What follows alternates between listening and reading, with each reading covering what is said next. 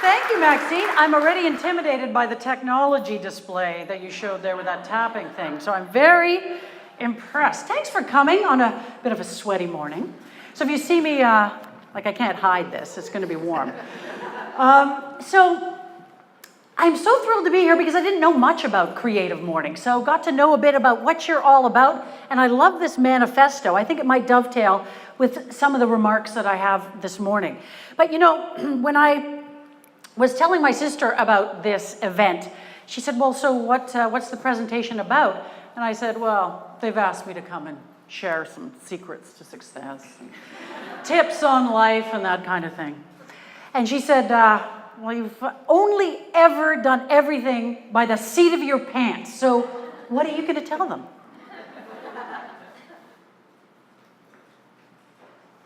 And she has a point. So thanks for coming, everybody, and have a good weekend. All right, fair enough. We have a little bit of time left.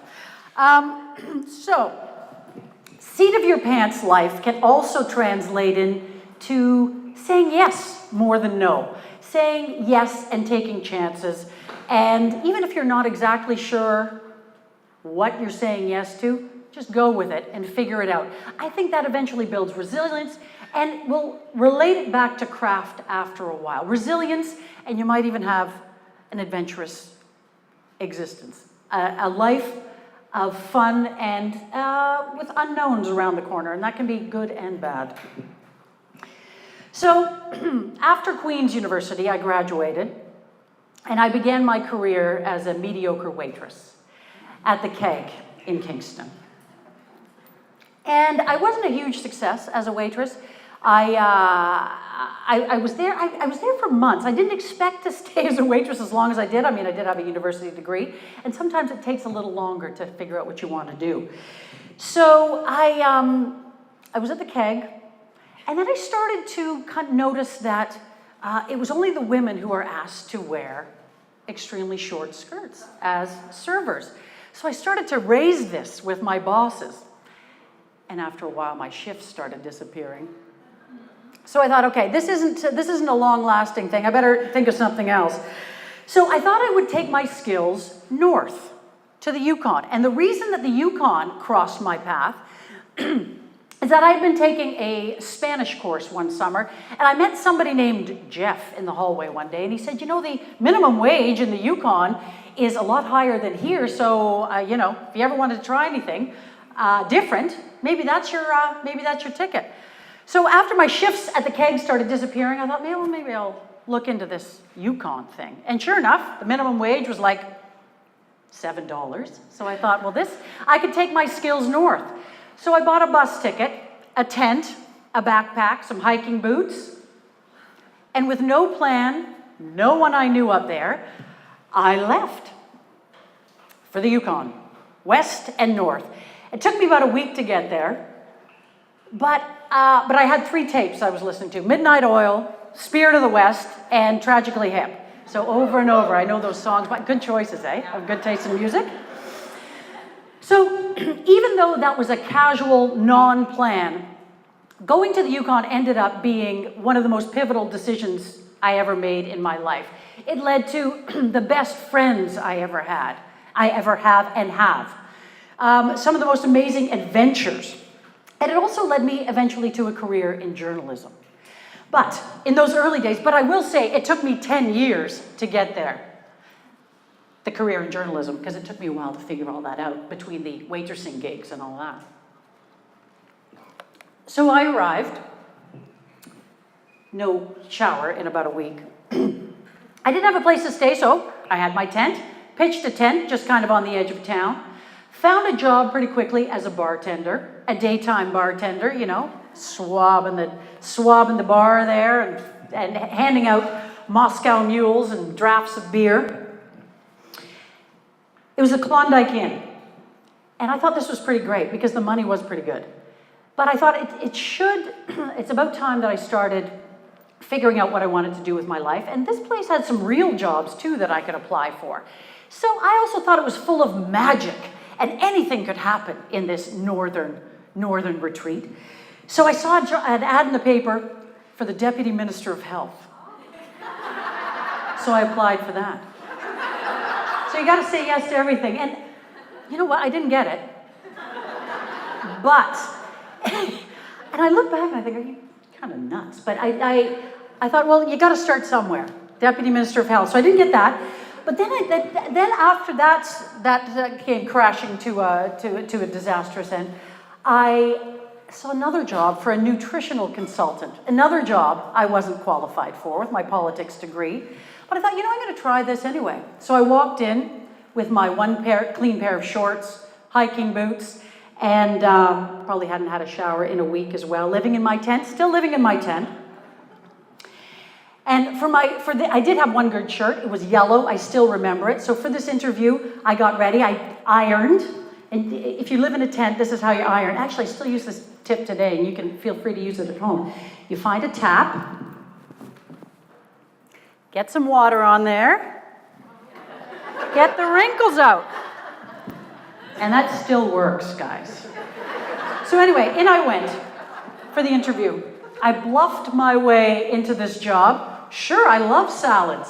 Stir fries, fantastic. So they hired me. And they said, they had a manual. It was the Nutrisystem company. They had a manual, so I got the manual. I went back to my tent and learned how to be a nutritional consultant by the campfire at night. And that was great money. I think that was like $13 an hour.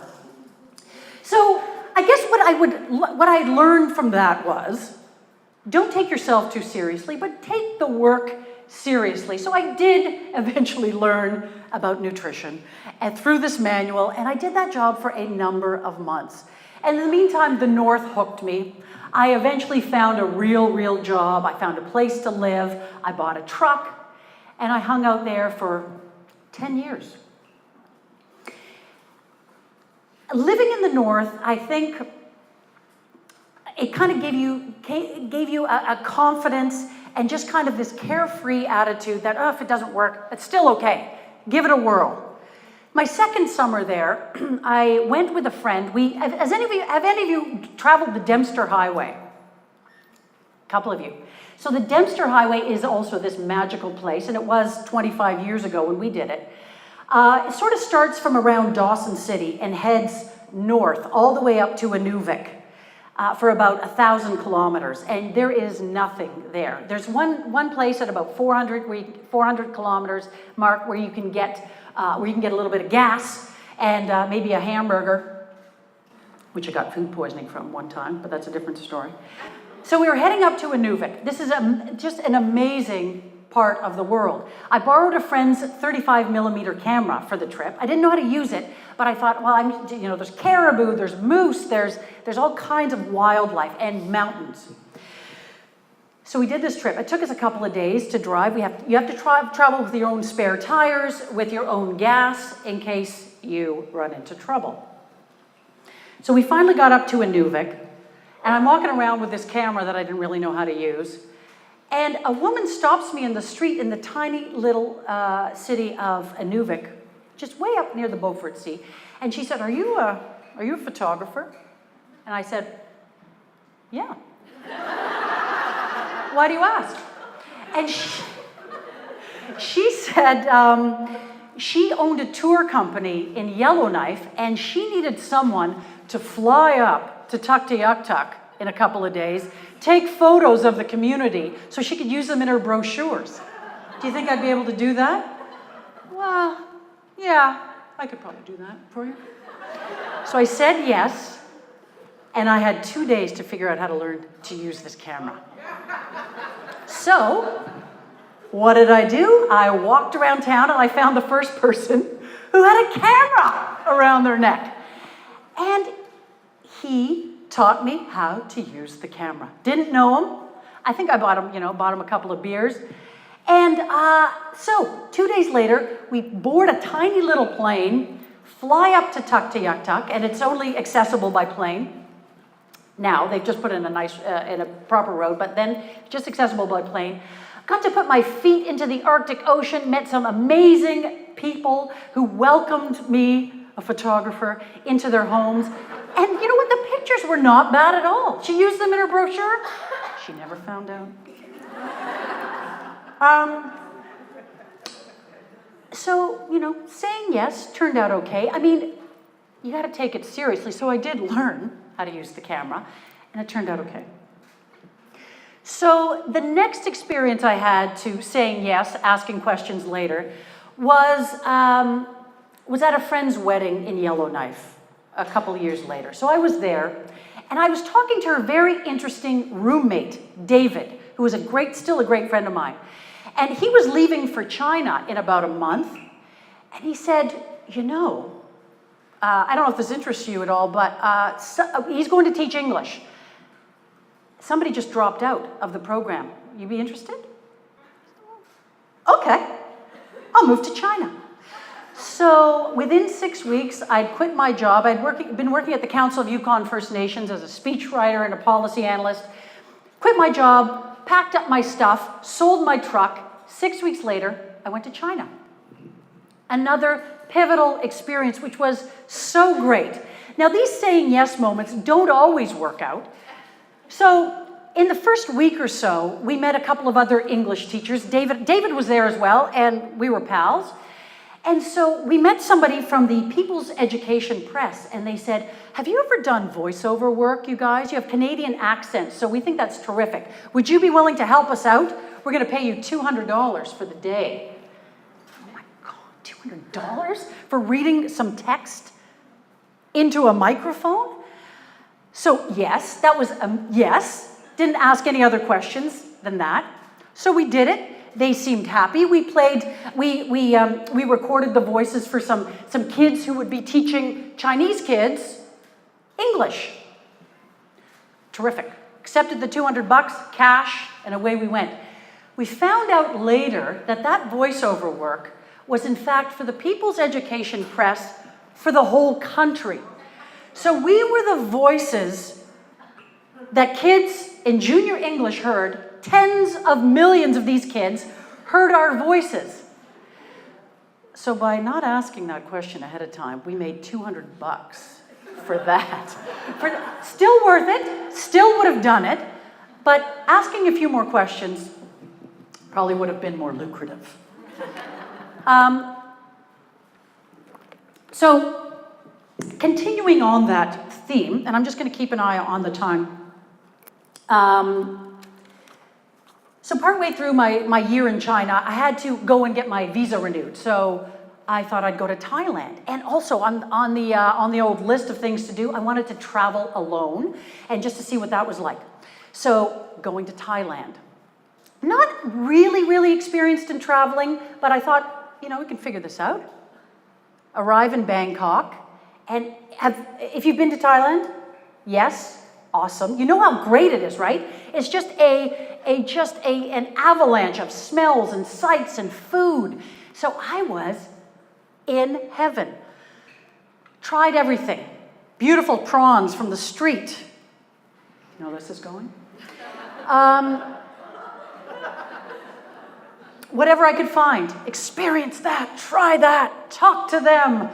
And I thought, oh, Chiang Mai, which is in northern Thailand. I really want to. I want to see that place. So I'm just going to grab a snack for the bus trip, the 12-hour bus trip. Partway through the bus trip, I started not to feel so well. And it was hot. It was hotter than this. It was an all-night bus trip. There were only Thais in the bus with me.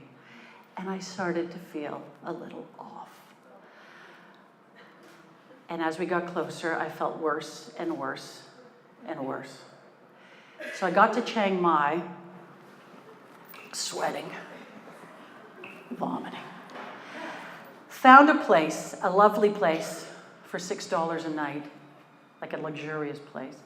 But it was a single room in this place, in this, you know, they're not B&Bs, but they're, little pension. So I go up, I lie down, and about an hour later, trouble, man. Like this, I've never been as sick and haven't been as sick since. Like just everything you can imagine with a food poisoning diagnosis. And I was alone. And there were lizards. And and there was like the bathroom, not too graphic, but it wasn't a toilet. It was a hole in the ground in the room.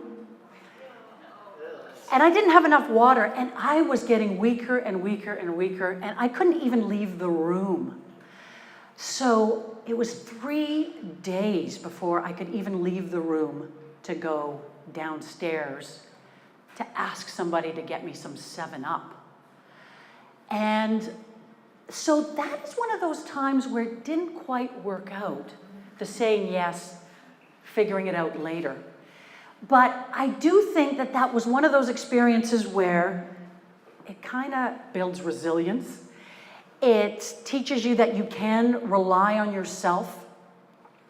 And you can also rely on the kindness of strangers. Because as soon as I got down there and they realized how sick I was, they helped me in any way that they could with bottled water and ginger ale and fluids. Until eventually I got back on my feet and kind of got my legs back and continued my trip. I was there for about 3 weeks. Still an awesome trip. I'd recommend Thailand, but just maybe not as much gusto for the street food.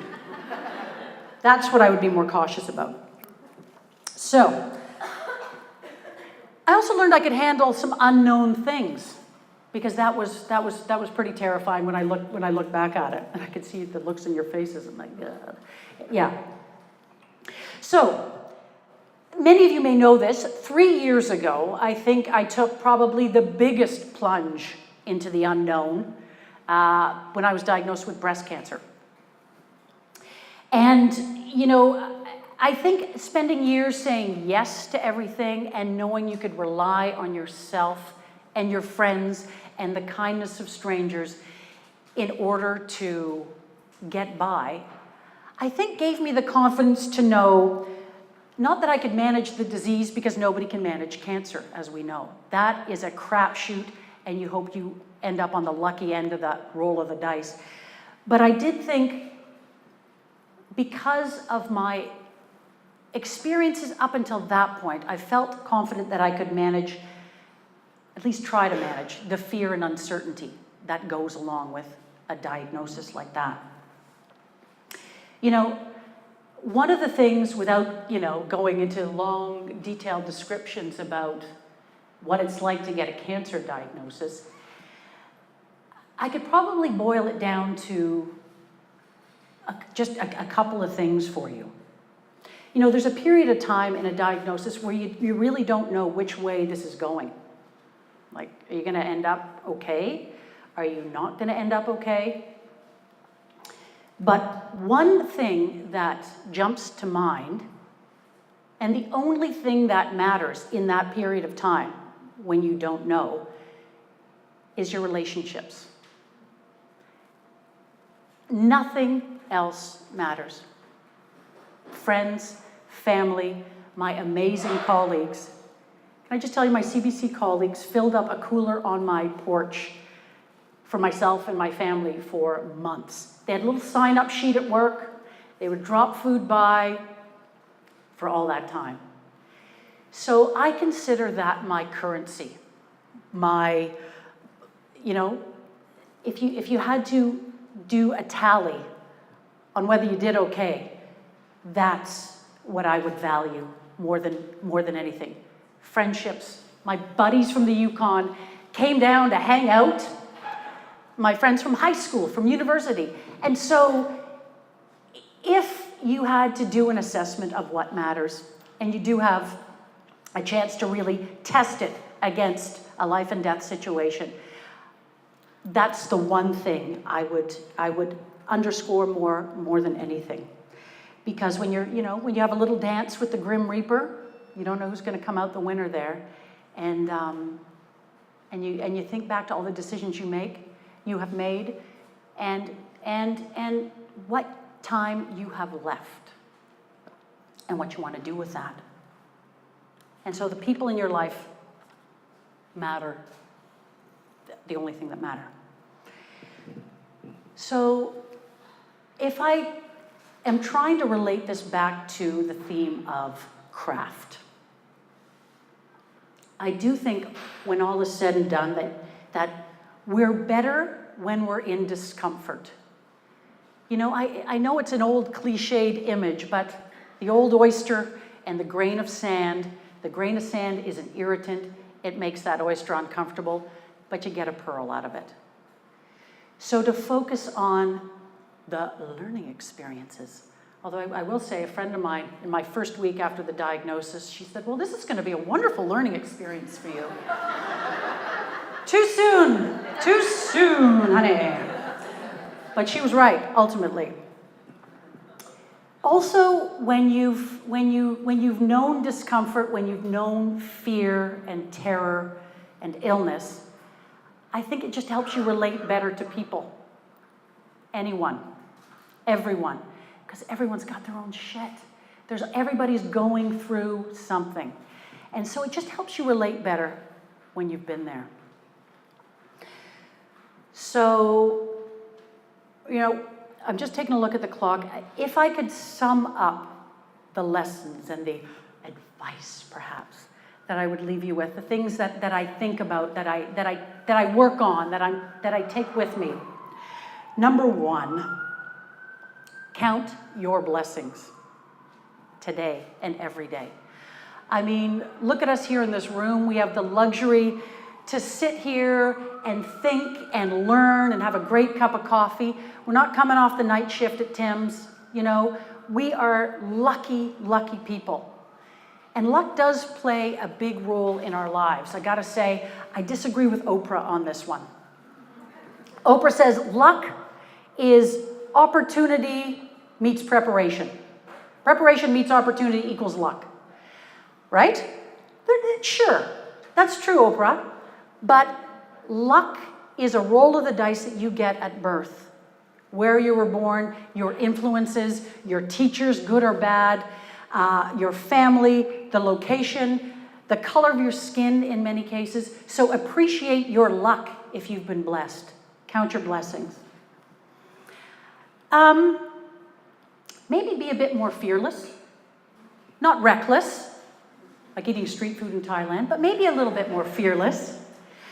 Because life is short. And part of that I would add is, you know, while you're being fearless and maybe taking a few more chances outside of your comfort zone, don't waste time. Don't waste time. One of the things that I keep working on is this idea of anticipatory fret. Does anyone do that? Where you're worrying about something tomorrow or next week or something you ultimately can't control. And every time I do it, I think, well, wasting time. That's a waste of time. So banish anticipatory fret from your lives. And every time you catch yourself doing it, stop it. Stop it. You can't control that anyway. So just enjoy the now. It's okay not to know exactly what you want to do or who you are at this point, or you might go through periods of being unsure or going through crisis or going through a really difficult time. Be patient with yourself and trust yourself and know that it's going to be okay. Even if it's not okay for a while, it'll be okay again. You'll figure it out. So be patient with yourself. And finally, again, I would say nurture relationships. Send your pals a birthday card. Remember when they have a job interview. Check in, whenever you can, because it is your only currency that matters, the only one that matters. Working on relationships with friends, family, colleagues, when the chips are down, you're going to need them and they'll need you. So, and don't get me wrong, if you're being a dick, just say so, apologize, and move on.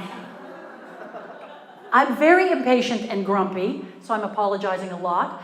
But I do like to think that friendships and relationships are what I will spend my time investing in more than anything.